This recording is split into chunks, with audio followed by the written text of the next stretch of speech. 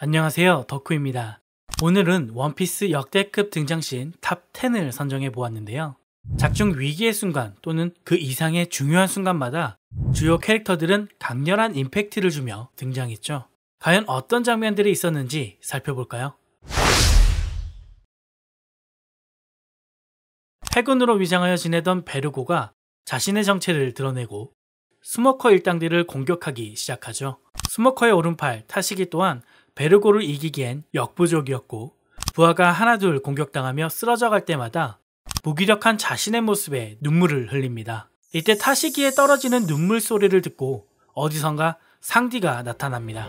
레디가 우레오誰だ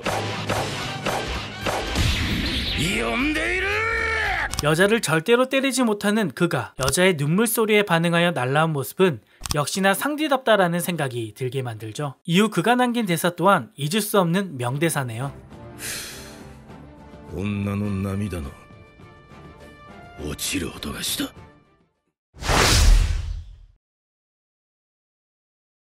눈괴물로 변한 모네는 해군들을 공격하고 이내 전투에 참여한 타시기도 위험에 빠지고 맙니다. 압도적인 스피드로 타시기를 위협하던 모네는 이내 타시기의 어깨까지 물기 시작하죠.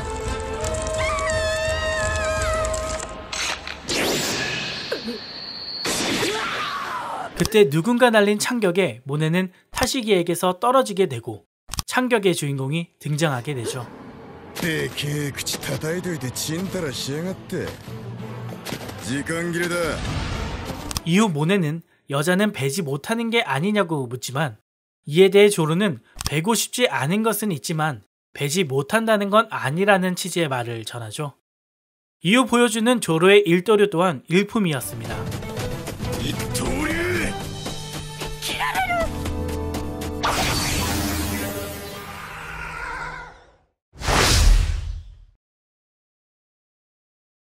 상디로부터 조언을 들은 우솝은 자신이 할 수 있는 일을 하기 위해 움직입니다. 스펜담에 의해 끌려가는 로빈. 로빈은 구해주겠다는 동료들의 말을 믿으며 끝까지 참아내죠. 이 과정에서 오하라 성과 스펜담과 관련된 사연은 로빈을 더욱 괴롭게 만들었습니다. 마침 프랑키가 당도하지만 미리 깔려진 폭탄에 의해 결국 바다로 떨어지고 말죠. 다급함을 느낀 스펜담은 다시 한번 로빈을 끌고서 배로 향합니다. 마지막 남은 오하라의 생존자를 잡았다는 도취감에 빠져드는 그때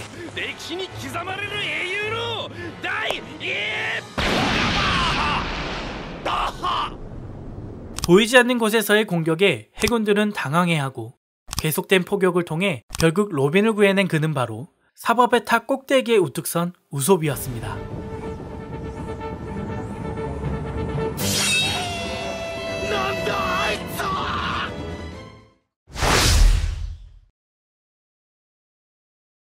샤본디 제도에서 해군대장 키자루를 만나게 된 루피 일행은 속수무책으로 그의 공격을 당하기만 합니다. 아무것도 할 수 없었던 밀짚모자 해적단은 절망에 빠지게 되고 부선장인 조로는 결국 죽을 위기에 처하게 되는데요.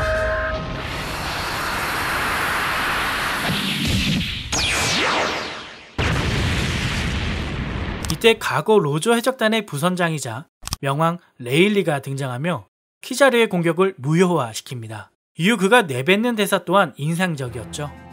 若い芽を摘むんじゃない。これから始まるのだよ。彼らの時代は。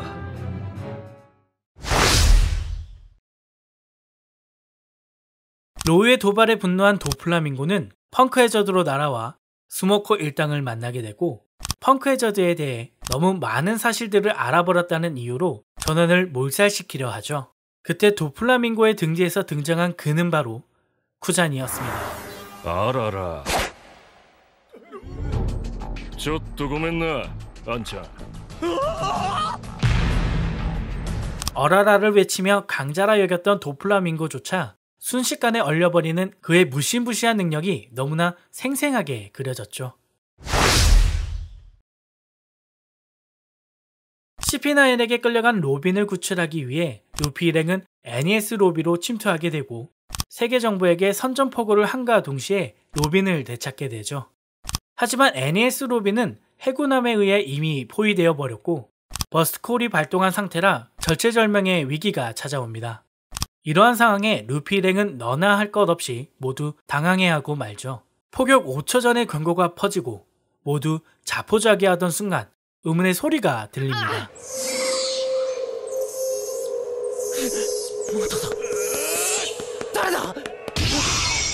그리고 그 소리에 반응한 우솝의 절규에 이끌려 바다로 뛰어내리게 되죠.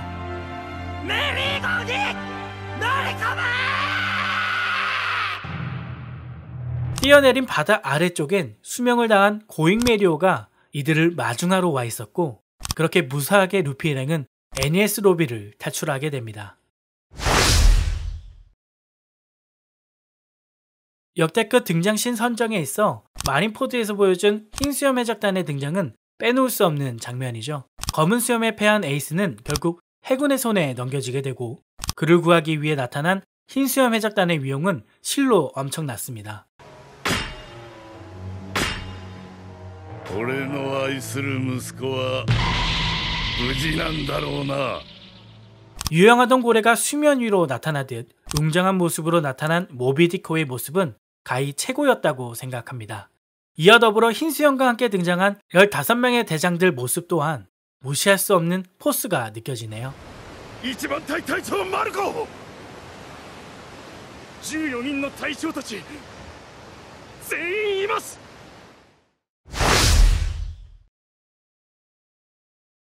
이스트블루 출신이 많은 밀짚모자 해적단은 원인 불명의 사고로 인해 최근 몇몇 섬이 멸망했다는 사실에 걱정하게 되는데요. 이후 이스트블루를 증오하던 금사자 시키에 의해 나미는 납치를 당하게 되고 밀짚모자 일행은 뿔뿔이 흩어지게 됩니다.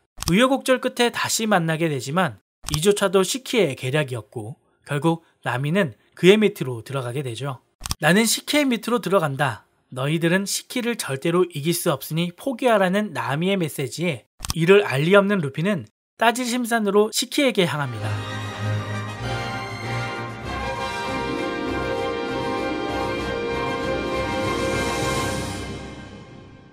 적진 한가운데에서 나미의 무사함을 묻는 루피의 모습은 TV 애니메이션에서 볼 수 없는 극장판만의 특별한 연출이 만들어졌죠. 누아르적 연출이 굉장히 인상적이네요.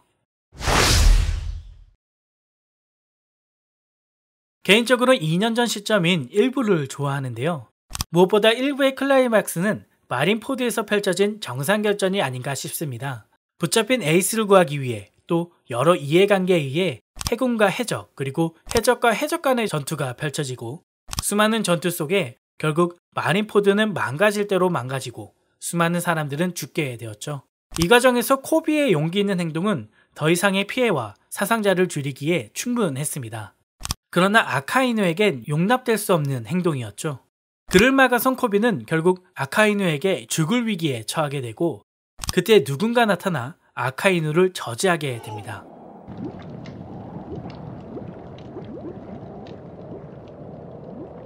해군의 정점이라 여겨지는 아카이누를 막아내는 모습이라 정말 잊혀지지 않는 장면이죠. 무엇보다 이후 그가 내뱉은 대사는 역대급 명대사로도 남겨졌습니다.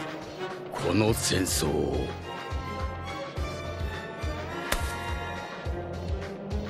終わらせに来た.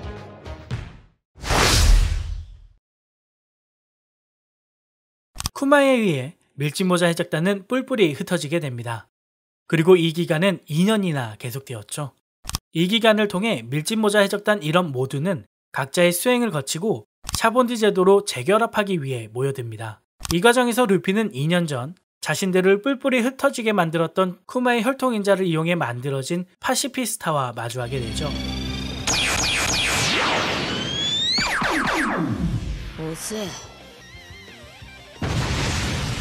너무나도 쉽게 파시피스타의 공격을 피하는 루피. 그리고 더욱 강력해진 모습으로 때려 눕히는 모습은 2부의 시작을 화려하게 알려주었습니다. 이상 덕후였습니다. 감사합니다.